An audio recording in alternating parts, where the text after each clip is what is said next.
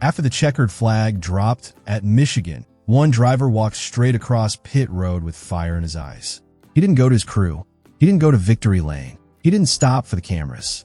He went straight to Carson Hocevar. And what Bubba Wallace said to that young driver in the next 60 seconds might be the most important conversation of this entire NASCAR season. Not because of what was said on camera, but because of what it revealed about what is really happening inside that garage, and what it means for the future of one of the most controversial, most talented, and most dangerous young drivers in Cup Series racing. Stay with me, because this story goes a lot deeper than a pit road conversation. Before we get into everything that happened at Michigan, I want to say something real quick. If you're watching this and you love NASCAR, if you care about what actually happens in that garage, the conversations that don't make the highlight reels, the emotions behind the helmets, this channel is built for. Hit that subscribe button right now, because every single week, we go deeper than the race results. We go into the moments that actually matter. And trust me, you do not want to miss what's coming later in this video. What Bubba said about Kevin Harvick's advice to him years ago, that part hit different. Subscribe,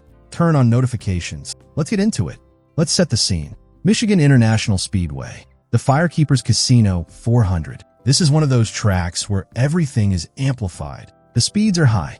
The draft matters. Restarts can flip the entire race in a matter of seconds. And when cars get stacked up at a place like Michigan, one wrong move doesn't just hurt you. It takes out 3, 4, 5 cars in an instant. Going into this race, there were already a lot of storylines swirling. Denny Hamlin was chasing history. Bubba Wallace needed a rebound desperately after getting wrecked at Nashville and publicly saying he was exhausted from being painted as the bad guy. Kyle Larson was quietly doing what Kyle Larson does, staying fast, staying patient, waiting for his moment. And then there was Carson Hocevar, 22 years old, driving the number 77, carrying more natural speed than most drivers twice his age, and carrying a reputation that is growing louder with every single race. Talented, fearless, aggressive, fast, and, depending on who you ask in that garage, one of the most dangerous drivers on the track right now. But here's the thing about Hocevar that makes this story so fascinating. He's not reckless because he's careless. He's not aggressive because he doesn't care about other people. He's aggressive because he genuinely believes he can make every single move. He trusts his ability that much.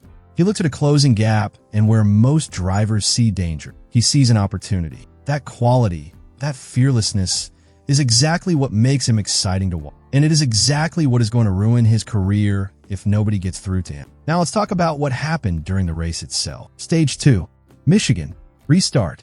This is where things went sideways. Hocevar got aggressive on the restart, and the result was a wreck that collected multiple cars. Not a massive, big one, but significant enough to pull cars into it that had no business being in trouble. Now here's what you have to understand about this moment in context. One incident at Michigan, that's racing. That happens. Restarts are chaotic. Tire pressures are changing. Track position is everything. Nobody goes out there trying to wreck someone. But the reason this sparked so much attention wasn't just what happened at Michigan. It was the pattern. Hocevar has been in the middle of incidents over and over, not just occasionally, regularly. And every time, the story becomes the same. He has the speed. He makes the move. Something goes wrong. Cars get collected, and he drives away fast enough to salvage a top 10 or top 5 finish, while other drivers are left dealing with damaged cars and lost points. That is what got under Bubba Wallace's skin. Not just Michigan, all of it. The whole season's worth of it. And so, when the race ended, when Bubba climbed out of that car with a 3rd place finish, one of his best results in weeks, he didn't take a breath. He didn't soak it in. He walked straight to Hocevar. Let me paint this picture for you. Pittsburgh Road. Post-race chaos. Crews everywhere. TV cameras moving. The number 77 team still processing the day. And here comes Bubba Wallace. Animated. Direct. Looking Hocevar right in the eyes. From the outside, it looked intense. Not a screaming match. Not a shove. But a veteran driver who had something to say and was not going to wait for a press conference to say it. And what he told Hocevar afterward, the way he framed it, is what makes this story different from your typical post-race because Bubba didn't just go over there to yell at him. He started with respect. He said, and I'm paraphrasing here, "I'm jealous of how fast you are, kid." Think about that for a second. Bubba Wallace, a driver with years of Cup Series experience, a race winner himself, walked up to a 22-year-old and opened with, "I'm jealous of your speed." That is not what you say if you're just going over there to embarrass someone. That is what you say when you genuinely see something in a driver and you're frustrated because he's wasting it. Bubba continued, and this is the part that really landed. He said that Kevin Harvick once told him, years ago when Bubba was going through his own rough stretch, to stop hitting things. That the moment you stop making contact, your results will show it. Bubba said he walked up to Hocevar and passed along that exact same message. Stop hitting things. Race to your potential. Now sit with that for a moment, because this isn't just pit road drama. This is one driver handing another driver a lesson he had to learn the hard way himself. Bubba didn't pretend he's always been perfect. He didn't act like he's never made mistakes or never had emotional moments that cost him. He basically stood there and said, "I know where this road goes. I've been on it. And I'm telling you right now, if you don't make a change, your speed will never become what it's supposed to be." Then Bubba said something else, something even more cutting. He said, "We're beating you because we can put a race together better than you." That line, right there, that is the whole conversation in one sentence. You're faster than us. We know it. You know it. But we are still finishing ahead of you. Because speed without control isn't enough. Speed without patience isn't enough. At the cup level, the driver who wins is not always the driver with the most raw talent. It's the driver who knows when to push and when to breathe. Hocevar is still learning that difference. And the clock is ticking. Now, here's where it gets complicated. Because you might be sitting there thinking, okay, great. Bubba had a talk with him. Hocevar listened. Problem solved, right? Not exactly. When Bubba was asked afterward whether he thought the message actually got through, whether Hocevar really heard it, his answer was short. Brutally short. He said, "It's Hocevar. Who knows? We'll see." That's it. 3 words of real honesty. And what those 3 words tell you is that Bubba is not confident this changes. And he's seen this before. He's seen drivers have these conversations, nod along, shake hands, and then go out the very next week and make the same exact mistakes. The real answer won't come in a press conference. It won't come in a post-race interview. It won't come on social media. It'll come the next time Hocevar is in a tight battle. The next time a gap opens up that shouldn't be taken. The next time he's side by side with a driver he's already had contact with. This. Does he lift? Does he give the room? Does he think about the big picture?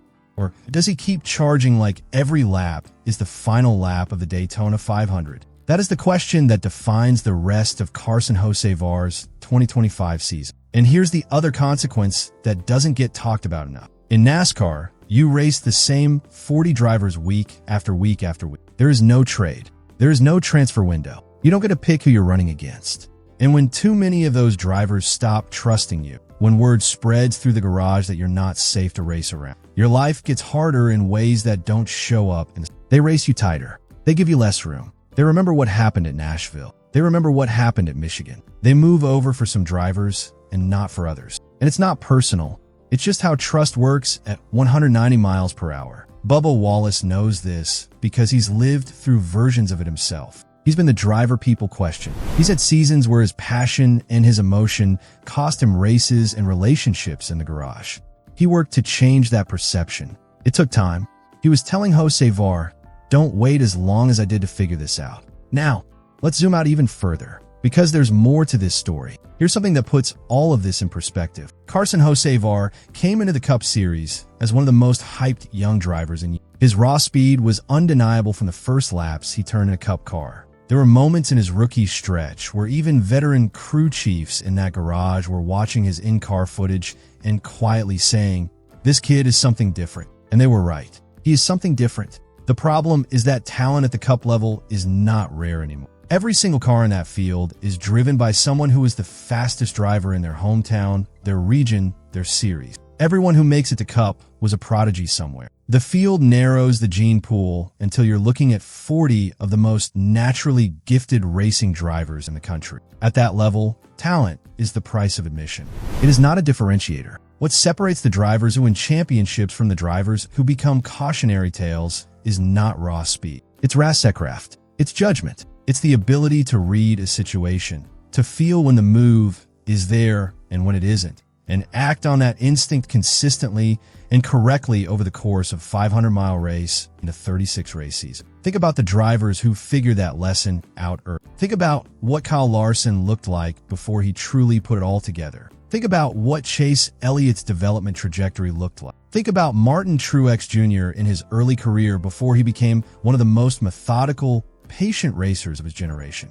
None of them arrived perfect. All of them went through a period where the speed was obvious and the results weren't matching it. All of them had veterans in that garage tell them hard truths at some point. The ones who listened, they're winning races now. Some of them are winning championships. The ones who didn't, some of them are no longer in Cup Series racing at all. That's the fork in the road that Hocevar is standing at right now. And Bubba Wallace, whatever you think of him, whatever your opinion of his career, did something genuinely valuable at Michigan. He walked across pit road and pointed at that fork. He didn't have to do that. He could have just taken his third place, done his media rounds, and gone home.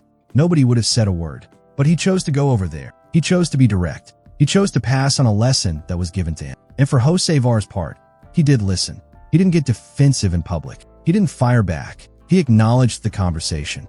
He focused on the race he felt he let slip away, watching Denny Hamlin drive right by him late in that final run and pull away. He said it was going to eat him up, that he had a car fast enough to win and it wasn't going to be enough. That's actually a healthy frustration to have. That's the frustration of a driver who wants to win, not just finish. The question is whether he channels that frustration into becoming more complete, or whether it pushes him to keep forcing the issue and keep creating situations that cost him and everyone around. And while all of this was playing out in the garage, the main storyline of the day deserves its full respect, because Denny Hamlin did something extraordinary at Michigan. Win number 63 in the Cup Series, tying Kyle Busch on the all-time wins list, and doing it by holding off a field that had cars capable of beating him, by executing at the highest level when the race was on the line. But what made that win hit differently was what happened after the checkered flag. Hamlin celebrated with a Kyle Busch flag, not just a team flag, not just a sponsor flag, a Kyle Busch flag, because that number, 63, meant something. Because the NASCAR community has been through real loss this offseason, real grief, and tying that number in that moment in front of that crowd carried a weight that went beyond trophies and standing. Hamlin said afterward that the offseason was rough for him, that it was rough for the NASCAR family. He mentioned Ned Jarrett, the gentleman Ned, the original badass of the elite. He said they're still thinking about Kyle and his family. That kind of honesty after a win, that kind of perspective is what makes this sport more than just cars going in circles. And it was Hamlin who walked away with the trophy at Michigan. Not because he was reckless, not because he forced every gap, because he was patient, because he put the race together, because he executed when it mattered. Bubba Wallace finished third, and he said that third place should feel like relief, but it didn't fully feel like relief. Because when your team executes the way the number 23 team executed at Michigan, third place should be where you are. It should not feel like a comeback. That is a team that believes in itself. That is a driver who is holding himself to a higher standard. So where does this all leave us? Denny Hamlin has 63 wins and is tied with Kyle Busch on the all-time list. And he's not done. Bubba Wallace has a third-place finish, a rebound that his team desperately needed, and a message delivered that he hopes lands the way Kevin Harvick's message once landed for him. And Carson Hocevar, he has a top 5 result, a car that could have won, a conversation he probably didn't love having, and a choice to make. The speed is there. Nobody debates that. Bubba said it. The entire garage knows it. This kid can win Cup Series races. He can win multiple times in a season if everything clicks. The ceiling is genuinely that high. But right now, the pattern is the problem. The incidents are the story instead of the speed. The conversations on pit road are drowning out the lap times. And in a sport where trust moves faster than any car on the track, that matters more than most people realize. The next race will tell us something. The race after that will tell us more. And by the end of this season, we'll know whether Michigan was just another controversial Sunday for Carson Hocevar, or whether it was the day a veteran driver handed him the one piece of advice that finally changed everything. I know which one I'm hoping for, because the last thing this sport needs is for a talent like that to burn itself out before it ever fully ignites. That is the full story from Michigan. Denny Hamlin's historic win, Bubba Wallace's rebound, and a pit road conversation that nobody planned but everybody needed to hear. If you made it this far, you already know this channel is different. We don't just cover races. We cover what races mean. We cover the moments behind the moments. If that's what you're looking for, subscribe to NASCAR Report today right now. Hit the bell. Turn on every notification because we drop these breakdowns after every single race, and you do not want to be catching up later. Drop a comment below. Was Bubba Wallace right to say what he said to Carson Hocevar? Was it respect? Was it a warning? Was it both? Let me know. I read every comment. See you after the next race.